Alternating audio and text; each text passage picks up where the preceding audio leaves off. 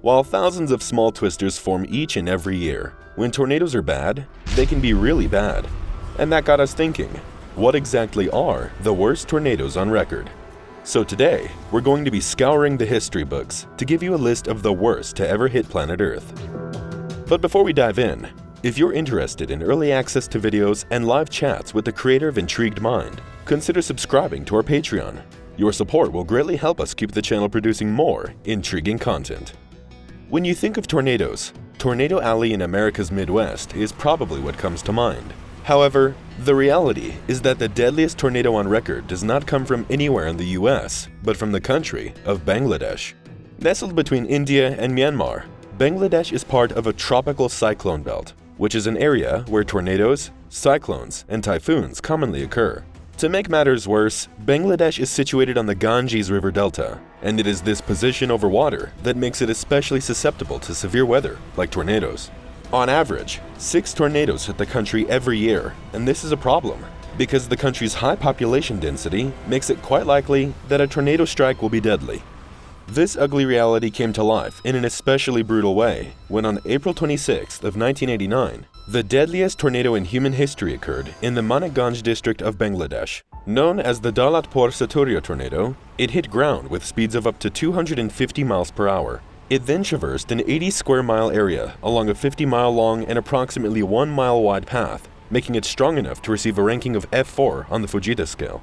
For those of you who aren't meteorologists, the Fujita scale is a metric that rates tornado intensity on a 0 to 5 scale, primarily based on the damage they inflict on human-built structures and vegetation. However, the Fujita scale was inconsistent at determining wind speeds based on damage. Therefore, in 2007, it was replaced by the enhanced Fujita scale, which does a better job at accounting for what types of structures were knocked down, by making sure that, say, a 200-year-old barn wasn't being seen as equal to something like a 50-story skyscraper. Once all was said and done, it almost completely wiped out all infrastructure along its path. So much so, in fact, that countless trees and virtually every home within a 4-mile area of the tornado's path was uprooted. In terms of human cost, the total death toll was roughly 1,300 people, with a further 12,000 sustaining injuries and 80,000 being left homeless.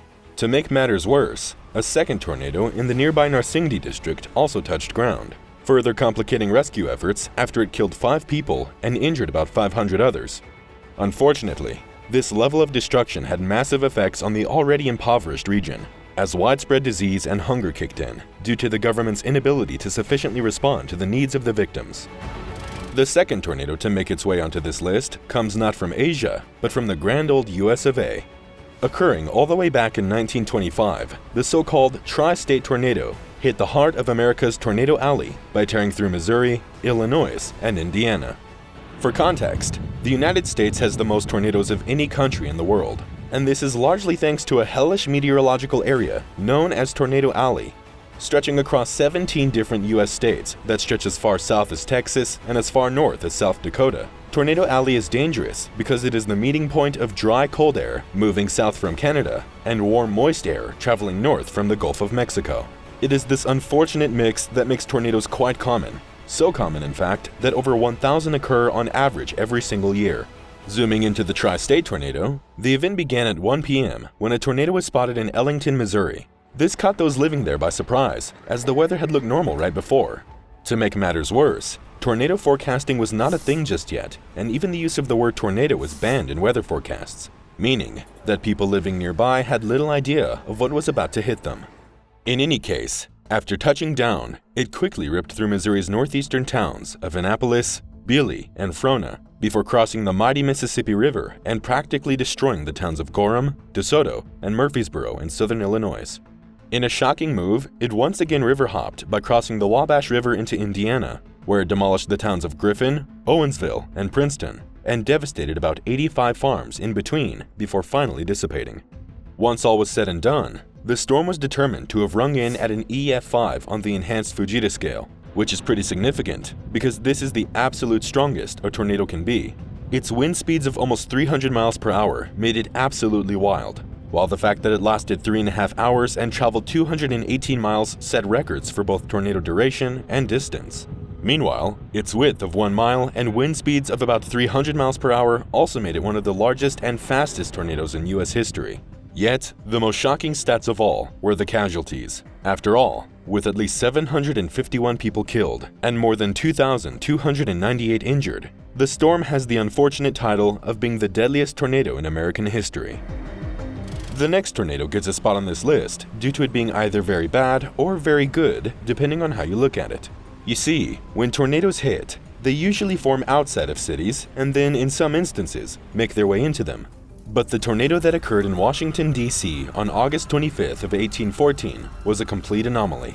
The day before, the British Army marched on Washington, D.C. as part of the hostilities during the War of 1812.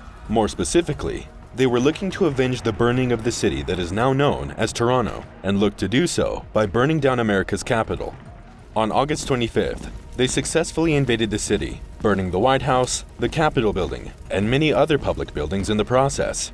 However, after those burned for only a short while, a freak thunderstorm hit, extinguishing the fires. Then, out of the blue, a tornado hit the city. While it destroyed even more property, it also had the effect of disrupting the British occupation. So much so that the Redcoats left the city after occupying it for just 26 hours. It is for this reason that the rain and tornado combo has been called the storm that saved Washington. Now, in fairness, we should make it clear that many historians contest the claim that the storm actually did anything to repel the British troops. Many have argued that British Major General Robert Ross only intended to destroy government buildings, as he did not believe that his force of a few thousand men was strong enough to occupy Washington for an extended period of time. However, despite the historical evidence to the contrary, the story that the tornado saved Washington lives on. Moving on. While Europe may be an area of the world known for its relatively robust documentation of the past, for some reason or another, relatively little is known about the Grand Harbor of Malta tornado. What we do know is that on September 23rd of either 1551 or 1556, a waterspout, which is a vortex over a body of water, sprung out of Malta's harbor. It then progressed into a full-on F3 rated tornado, tearing through the harbor and killing about 600 people. This likely made it the most deadly tornado in European history, and to make matters worse, its location in Malta's strategic harbor meant that 4 galleys in the Navy of the Order of St. John, the Santa Fe, San Michele, San Filippo, and San Claudio, all capsized. This blocked the harbor and made rescue and remediation attempts extremely difficult. The last tornado we'll be talking about today stands apart for being the most modern of the bunch. That's because, rather than occurring decades or even centuries ago, this terrifying tornado happened in 2011.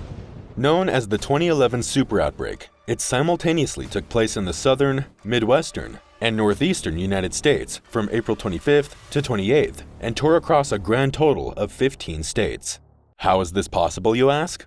Well, it's because the Super Outbreak had a total of 219 tornadoes in a 24-hour span, and once all was said and done, a grand total of 360 tornadoes. If that wasn't bad enough, 4 of the tornadoes registered at an enhanced Fujita scale rating of 5, which is insane in such a short period of time. But this leaves one question. How is such a terrifying tornado event possible? Well, the storm began when cold air from Canada and the Midwestern states met warm, moist air moving up from the Gulf of Mexico and dry air from other parts of Mexico and the southwestern United States. This created a very strong temperature gradient, which in turn increased wind velocity in the jet stream.